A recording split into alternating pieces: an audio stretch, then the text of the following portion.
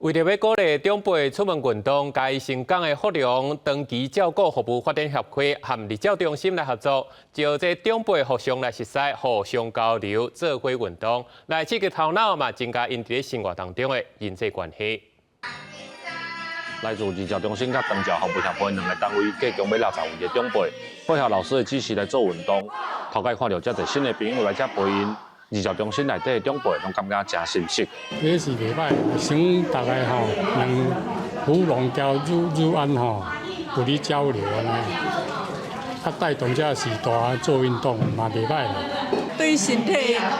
较好啦，啊，都心足啊，大家来遮安尼做伙来。